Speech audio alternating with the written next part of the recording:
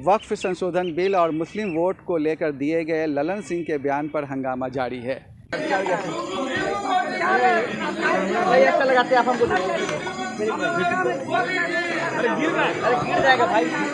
गिर जाएगा भाई वो। पीछे वाला मत करिए भाई।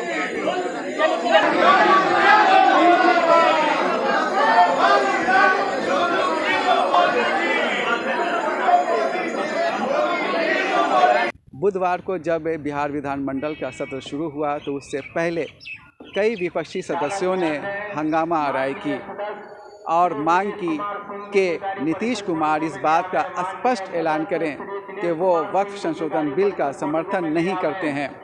साथ ही उन्होंने ललन सिंह के बयान की घोर आलोचना की। इन दोनों ही मुद्दों पर बिहार लोक संवाद ने कांग्रेस के एमएलए शकील अहमद खान, AIMIM के एमएलए अख्तरुल ईमान, CPI-ML के एमएलए महबूब आलम और RJD के MLC कारी सोहैब से ख़ास बातचीत की। पूरा विपक्ष संविधान की उस प्रस्तावना को अक्षरशः पालन करता है और हम चाहते हैं कि नीतीश कुमार चुप्पी अपना तोड़े और हम किसी भी हालत में, कभी भी हो, हम किसी भी हालत में इसको बर्दाश्त नहीं करेंगे कि संविधान में और संविधान के प्रस्तावनाओं में छेड़छाड़ हो। वक्त पर नीतीश कुमार ने अब तक अपना स्टैंड साफ नहीं किया है। नहीं, वो मुझे लगता है कि किसी दुविधा, किसी असमंजस के शिकार हो चुके हैं, क्योंकि एक साहब हैं जो बहुत ही बौने नेता हैं उनके यहाँ, उसको कई बार नीतीश जी ने निकाल भी दिया है, मिस्टर ललन सिंह, तो वो कुछ ना कुछ अपना बयान देते रहते हैं। अब किस तरह से लीपापोती की जाए, ऐसे तो प्राइवेटली कहते हैं कि नहीं साहब हम कभी ऐसा होने देंगे। सवाल यहाँ हिंदू मुसलमान का भी नहीं है। सवाल ये है कि संविधान का जो प्रस्तावना है, संविधान के जो प्रावधान है, माइनॉरिटीज़ के प्रोटेक्शन का जो लिखा हुआ है, जो जब संविधान एडॉप्ट किया गया तब ये सारी चीज़ें शामिल थी, सबने मिलकर एडॉप्ट किया। भारतीय जनता पार्टी ने तो इस संविधान को इस रूप में कभी माना नहीं। तिरंगे से चिढ़ते थे, लिखा है उसके बारे में। तो जो पार्टी तिरंगा से चिढ़े, संविधान के खिलाफ बात करे, उसके साथ चुके वो चले गए हैं। तो गोडसेवादियों के साथ चल करके उनकी आत्मा उनको कचोटती क्यों नहीं? यही तो अपील हम लोगों से कर रहे हैं कि उनको चुप्पी तोड़ना चाहिए। ललन सिंह ने कहा है कि JDU को मुसलमान वोट नहीं देते। जब सरकारें बन जाती हैं, जब आप MLA MP बन जाते हैं, तो आपका ये कर्तव्य बनता है कि समाज के हर वर्ग के लिए ईमानदारी से उनके चिंताओं पर ख्याल करना चाहिए, उनकी दिक्कतों को दूर करना चाहिए और काम करना चाहिए। वो एक सिलेक्टिव बात कर रहे हैं, तो जो सिलेक्टिव बात करता है काम के मामले में भी, वो एक बौना आदमी होता है, वो छोटा आदमी होता है। तो छोटे और बौना होने का उन्होंने सबूत पेश किया।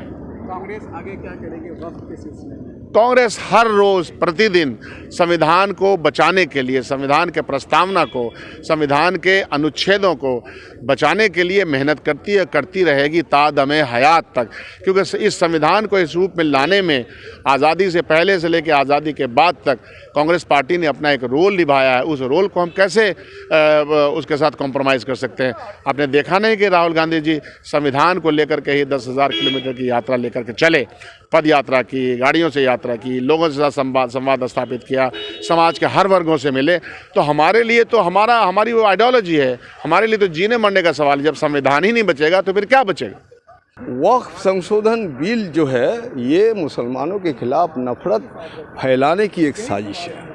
मुसलमान के जो इंस्टीट्यूशंस है, मस्जिद है, मदरसा है, इमाम बाड़ा है, खानका है, गद्दी है, और जो तालीम देने वाली जो संस्था है, आपको मालूम होना चाहिए कि अलीगढ़ मुस्लिम यूनिवर्सिटी है, जामिया मिलिया है, इन तमाम यूनिवर्सिटी में जो और मजलूमों का इलाज है, उनकी परवरिश का सवाल है, ये वक्फ के जरिए होता है। वक्फ किसी की मिल्कियत नहीं है। वक्फ का मालिक वक्फ बोर्ड के मेंबर्स नहीं होते हैं। ये संपत्ति ट्रांसफ़र नहीं हो सकता, ये संपत्ति बिकी नहीं जा सकती है। इसलिए वक्फ का जो संपत्ति है उसका जो इस्तेमाल होता है इसी देश की जनता के लिए होता है। और चूंकि मुस्लिम कॉज है तो इसलिए मुस्लिम इसमें अथॉरिटी है। तो आप इस तरह से इनकी संपत्ति को हड़पने की जो साजिश कर रहे हैं, हालांकि दूसरे जो धर्म संप्रदाय हैं उनके भी अपने अपनी संपत्तियां हैं। आप अकेले तेलंगाना में, आंध्र प्रदेश में और तमिलनाडु में जो उनकी परिसंपत्ति है मंदिरों की 10 लाख एकड़ से ज़्यादा है। और आप भ्रामक प्रचार कर रहे हैं कि 9 वर्ग किलोमीटर ज़मीन वक्फ के पास है। बिल्कुल नहीं, सब गलत है। इसी का तो विचार विमर्श होना चाहिए। 8 वर्ग किलोमीटर समथिंग ज़्यादा ज़मीन पाकिस्तान का भूभाग है। अब आप बोल रहे हैं कि हिंदुस्तान के अंदर एक पाकिस्तान, तो इस तरह से अगर बात करेंगे तो मुसलमानों का हालत क्या होगा? वो नफरत का बयार फैलेगा, दंगा होगा, कत्लेआम होगा। तो आप चाहते हैं ये हो, इसलिए तो बिहार में हम लोगों ने प्रस्ताव लाया कि प्रस्ताव स्वीकृत हो, विमर्श हो और केंद्र को बिहार विधानसभा के माध्यम से सिफारिश किया जाए कि ये प्रस्ताव को आप वापस लीजिए। मुसलमानों के खिलाफ जिस तरह से करते हैं, ये भी इस देश का कॉन्स्टिट्यूएंट है, इस देश के निर्माण में इनका भी योगदान है। ऐसा न करें आप। और नीतीश कुमार जी से हमारी भारी उम्मीद है, इसलिए समाजवादी धारा के लोग हैं, सेकुलर लोग हैं। लेकिन देखिए उसके एक मंत्री खुलेआम बयान देते हैं ललन सिंह कि मुसलमान नीतीश कुमार को वोट नहीं देते हैं। कितना शर्मनाक है। इस बयान के खिलाफ नीतीश कुमार जी को चुप्पी तोड़नी चाहिए और मुसलमानों का भरोसा लेना चाहिए, आश्वस्त करना चाहिए। आप गार्जियन हैं तमाम धर्म संप्रदाय के लोगों को बिहार में, और आपकी तरफ पूरा हिंदुस्तान देखती है और बिहार की तरफ पूरा हिंदुस्तान देख रहा है। इसलिए हम चाहते हैं कि इस वक्फ संशोधन बोर्ड बिल 2024 वापस लिया जाना चाहिए।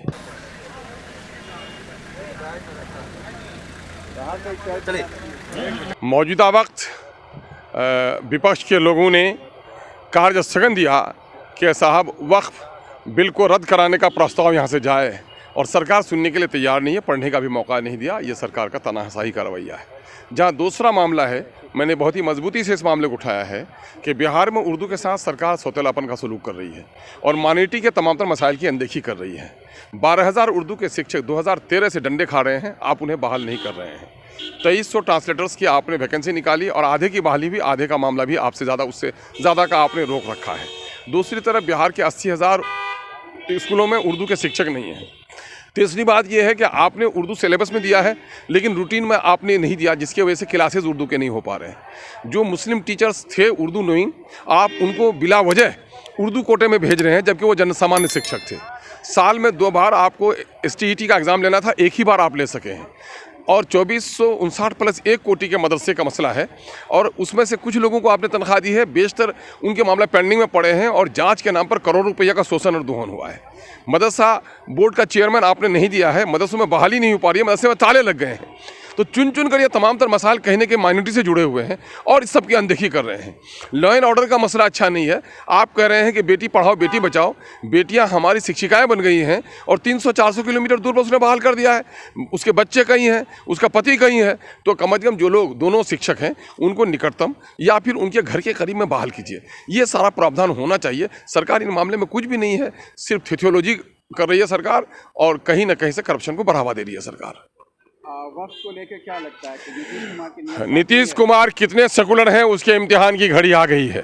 पिछले दिनों में NRC के मामले में जब मुस्लिम विद्वानों का एक ग्रुप उनसे मिला था तो उन्होंने बड़ी सादालुही और मासूमियत के साथ कहा था कि साहब मेरा कैटरेक्ट का ऑपरेशन हुआ था, मैं ठीक से देख नहीं सका था। हालांकि कान ठीक ही था, सुनी होंगे सारी बातें। और फिर एक मुख्यमंत्री को सारी चीज़ें इन्फॉर्म की जाती हैं। भाई चलिए उनकी सादालुही को हम माफ़ करते हैं, लेकिन अब मामला आ गया है, आंखें खुली हुई हैं, कान खुले हुए हैं और पूरे देश में जिस तरह से JPC को लेकर के उसका बाइकआउट हो रहा है, JPC में मनमानापन का सलूक हो रहा है, पार्लियामेंट में हंगामे हो रहे हैं, पूरे देश में मुसलमान और वो सेकुलर लोग, जो लोग इंसाफ पसंद हैं, जो लोग चाहते हैं कि संविधान अक्षुण्ण रहे, ऐसे तमाम तो लोगों की कल्पना है, ख्वाहिश है कि साहब वक्फ बिल को रद्द किया जाए। तो अब 2 ही शख्स हैं, अगर चंद्रबाबू नायडू और माननीय मुख्यमंत्री बिहार, अगर नीतीश बाबू अगर तैयार हो जाए तो उल्टी लटक जाएगी मोदी की सरकार, लेकिन पास नहीं करा सकेगी। अब इनके सेकुलरिज्म का, पुराने कैरियर का कि मैं झुकता नहीं हूँ और मैं किसी को बख्शता नहीं हूँ, करप्शन को बर्दाश्त नहीं करता हूँ, ये सारा मामला आपकी बार साफ हो जाएगा इनका। ललन सिंह कहते हैं कि मुसलमान JDU को वोट नहीं देते। ये गैर संवैधानिक लफ्ज़ है, ये अलगाववादी है, ये मुसलमानों को निशाना बनाने वाला है। कहीं ना कहीं से सरकार में बैठे हुए, गद्दी पर बैठे हुए लोग ये संकेत अपने पदाधिकारियों को दे रहे हैं। क्या सब लोग वोट दे रहे हैं? कहीं 49%, कहीं 45%, कहीं 55% लोग वोट डाले जाते हैं। बाकी जो 45%, 50% लोग वोट नहीं डाले, क्या सरकार उनकी नहीं है? क्या वो बच्चे जो 18 साल से कम उम्र है जिनको वोट डालने का अधिकार नहीं है, क्या सरकार उनकी नहीं है?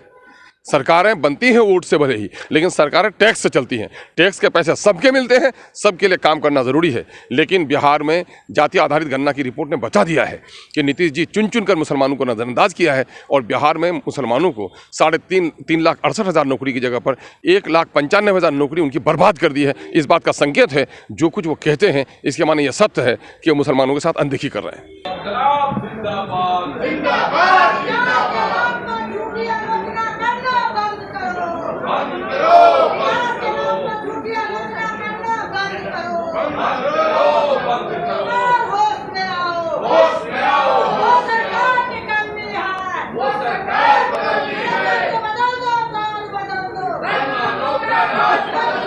हम लोगों का पहले दिन से फैसला है कि ये एक तानाशाही कानून है। आप वक्फ अमेंडमेंट बिल ला करके आप सिर्फ अडानी अंबानी जैसे बड़े बड़े उद्योगपति को फ़ायदा पहुंचाना चाहते हैं। आप उनकी ज़मीन, हमारी ज़मीन उनके हवाले करना चाहते हैं। आपको किसने अधिकार दिया है? कोई आदमी जिसने अपने गरीब गुरबा के लिए वक्फ किया, अपनी जायदाद को अपनी औलादों को न दे करके समाज के लिए वक्फ किया हो, उसको आपको किसने अधिकार दे दिया है कि आप उसको अपने मन से इस तरह की हरकत करेंगे? आप ये मज़ारें हैं, मस्जिदें हैं, इमामबाड़ा है, बहुत सारा है। इसी तरह न्यास बोर्ड की भी सारी ज़मीनें हैं। तो आज ये करेंगे, कल वो करेंगे, और इस तरह से खाना जंगी करने की कोशिश कर रही है केंद्र सरकार। चूँकि केंद्र सरकार कोई काम नहीं की है, जनता के ज़हन को भटकाने के लिए इस तरह का बिल ला करके सिर्फ परेशान करना चाह रही है। ऐसा कोई वजह नहीं बनता है इस तरह का बिल लाने का। ये कौन सा कानून? आप जिनकी ज़मीनें हैं उनसे कम से कम बात करते आप, क्या आपको ज़रूरत है, नहीं है?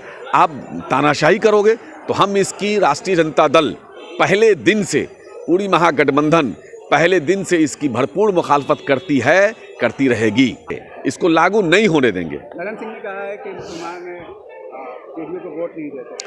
अब छोड़िए उनकी बात, उनसे ज़रा पूछिए जा करके कि वो बोछा में चुनाव लड़ रहे थे, एक तो उनका ब्रह्मंशी समाज लोग उनको बैठने दिया दरवाजे पर। हमारे साथ गठबंधन में थे, गोपालगंज या कुरहनी में चुनाव हुआ, एक वोट करा सके, उनको दरवाजे पर बैठने दिया कोई? उनको कोई नेता मानता है ब्रह्मंशी समाज का लोग?